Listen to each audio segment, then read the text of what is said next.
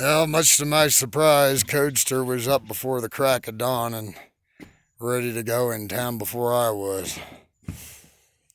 We got all the rest of the BCIs out here, along with some miscellaneous other pieces, but we didn't put one up.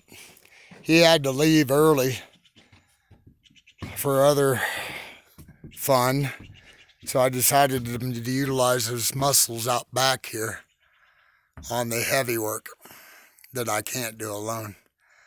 We profiled and put in and this beam serves three purposes.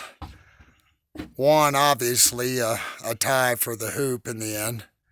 Two, a header for the 6-foot slider in the back gable. So we'll frame up and below that.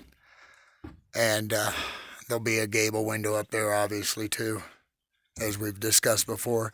But that'll disappear inside the finished wall. Now, something of another design change. And it was Cody's idea because after getting up there and measuring everything out, we were going to originally do a T vertically right there, another beam, 12-inch beam, and have a half loft. But after getting up there and measuring it, where the interior finish will be, which will be 3/4 below that interior curve, it was going to be much too small. He came up with the idea just to go ahead and make it a full loft, and then it hit me. We could make this look like an old dead tree growing right out of the walls. This call timber, which is about 3 inches thick by 12, and it's got a lot of character. I don't know how old it is, but by God, it ain't useful for anything else but deadwood. A little bit of structure once it's all bolted in, but we decided to go ahead and use this for the center break because we had a bunch of rough sawn 8-inch and 16-inch wide 1-inch thick boards to do as a subfloor for up top and the finished ceiling from down below, so it'll look old school rustic.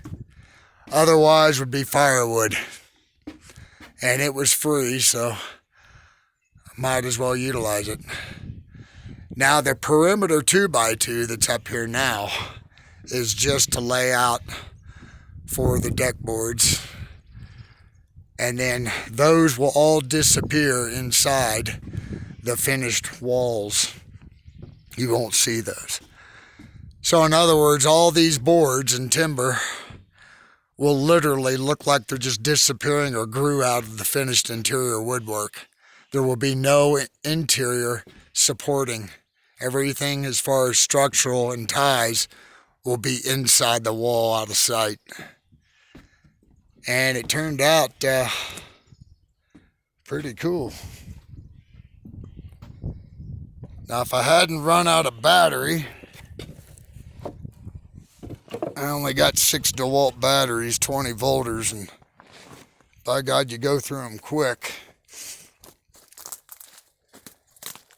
But that gives you a little bit better idea.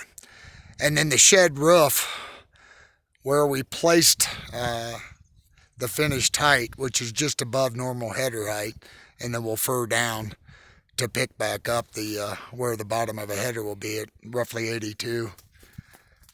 We'll shed off, double up the 2x6 and shed off on this window wall, conventional wall.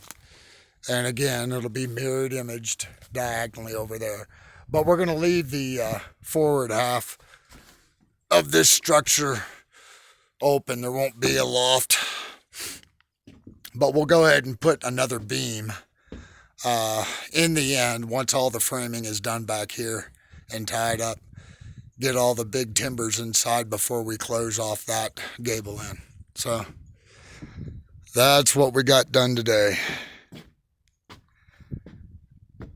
And we had to use ratchet straps on that beam and pull against it just to drop in that call timber. You don't need hardware at this point, but we're going to go ahead and lag the hell out of it, so it will be somewhat structurally tied. And this beam here, in the end, you won't even see because I'm going to build cabinets to go full width, shallow cabinets, something decorative. And we'll use more than likely 2x tongue and groove. Might be able to get away with 3/4, but just in case, because we might go ahead and plane one side of those Repson 1-inch boards down a little bit to get it a little bit more level, because they're all cupped. But I'm thinking to leave the character of the old weathered Deadwood inside as you see it. Freeze for me. So, good idea on Cody's behalf. And as far as the BCIs tying in, I've got a lot to do, but I can handle those by myself if need be. So I'm going to try to get out here a couple more hours this week and maybe get those up so we can get some sheathing going on, and get framing our window walls and shed roof framing. So there it is. Peace out from Dead Mule.